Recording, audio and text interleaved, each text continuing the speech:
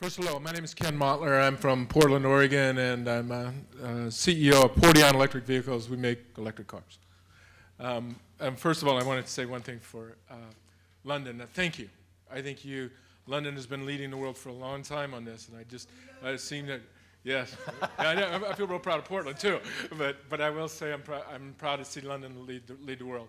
And the only thing as a provocateur, I'll have to say, Paul Hawkins in Blessed Unrest really says that the world is changing, that if you look at a ground-up movement, this is occurring around the world today, and that the natural natural antibodies of the world are really taking over. And if you read his book, which I would recommend, it shows that this ground-up movement is far larger than anybody knows.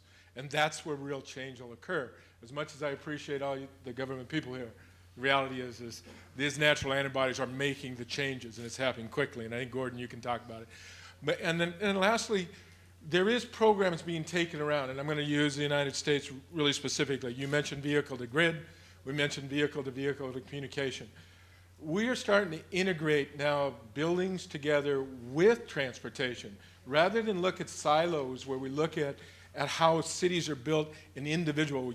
We have people that are building green buildings. We have people that are building better transportation systems. We're finally looking at that and saying, as environmentalists, that this world needs to look at those and integrate them together. So we're building, I would say, smaller vehicles, not necessarily in size, but vehicles that are right-sizing transportation. How do I move from hubs with mass transit for that first mile, last mile solution? How do I use electric beyond what a gas car can do? Look at where gas cars aren't as good as electric cars. One of them is battery storage. We have 5 to 7 kilowatts sitting in every car. Give me 1,000 cars, I got 5 megawatts. That's 5 wind turbines. And we can use that for off-peak loading and peak loading. And it is not difficult, it is today's technology. And so, without getting on too much of a soapbox, one last thing. Electric vehicles today, where you want to look at them totally different than you look at freeway vehicles and not do urban sprawl and not do mass transit. These small vehicles are incredibly powerful inside the cities. And that you should look at those as a whole different way of right-sizing transportation somewhere between a bicycle and the freeway car. And that's the conversations I hope in the next 2 days take place. Thank you. Thanks so much. We do have a Portland delegation here for C40, and I don't know if any of the others are in the room, but Portland on multiple fronts, the building side, the energy system side, the transit system side, have done extremely well at innovating from the ground up. Please stand and introduce yourself.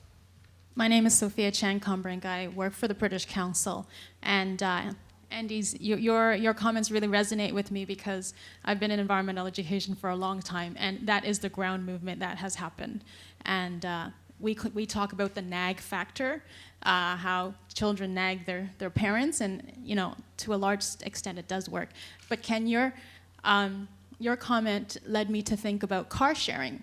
We have a lot of electric vehicle talk here, and I appreciate that, and I think really that's a key component in our future. But working in Hong Kong, where I've lived in Toronto most of my life, and I was glad to see David Miller. The Toronto MTR or transit system is not as sophisticated as in Hong Kong. I was blown away when I came 2 years ago.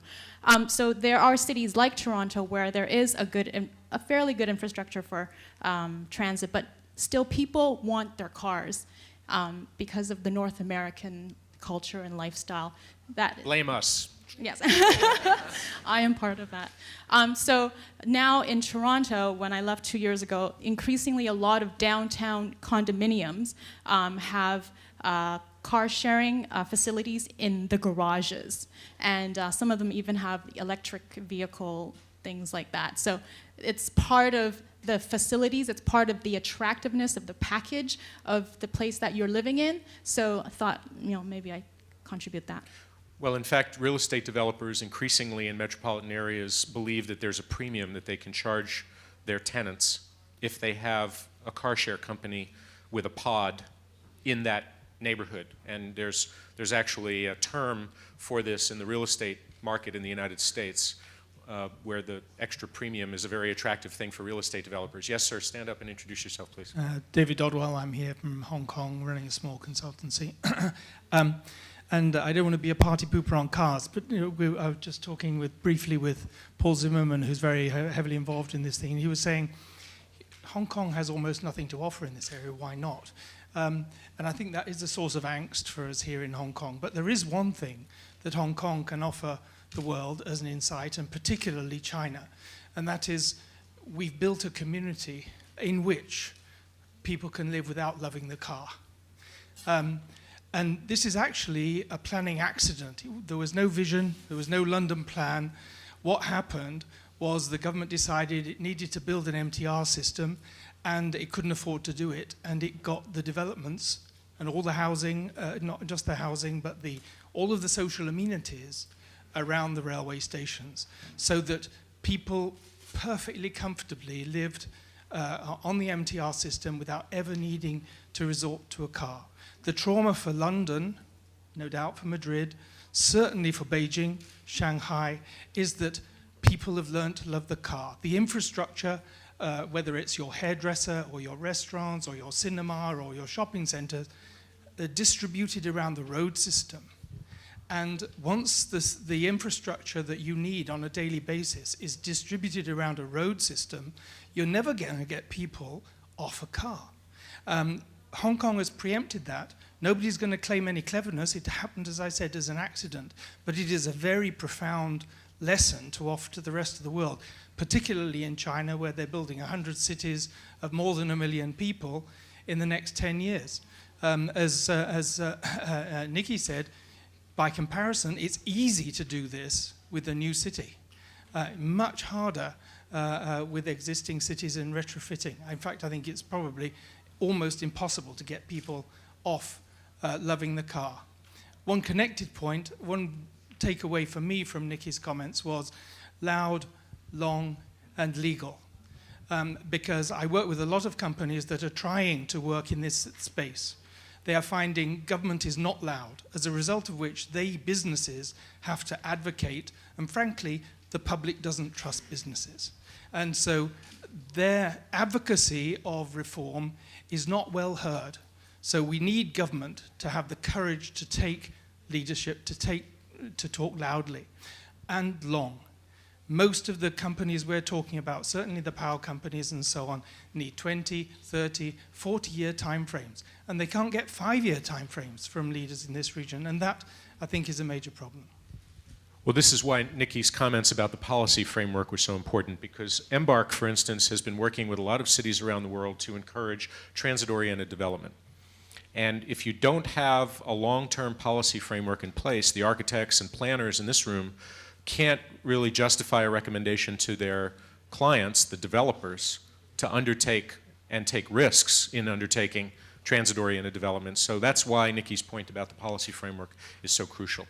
Yes, sir, please introduce yourself.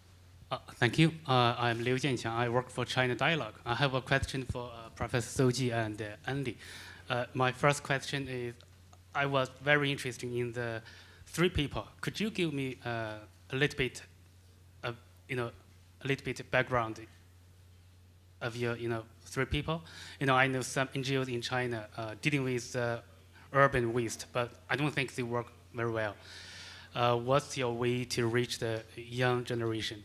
And my question for Professor Zou Ji is, we are talking about the cities, London and some big cities, but Guiyang is a little bit more. But can we talk about, do you have any solution for the Beijing?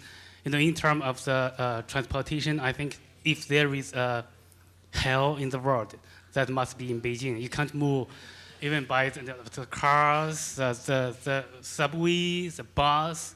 You just can't move. Do you have any solution for Beijing? No. If you do, you get the Nobel Prize, by the way. Go ahead. Okay, thank you for the question. I would like to regard the travel problem in Beijing as another one, because I'm looking more on the future city. Beijing is current city. I do not see huge potential to change the situation in Beijing and Shanghai. But yes, we need to find the specific solution for these kind of mega cities.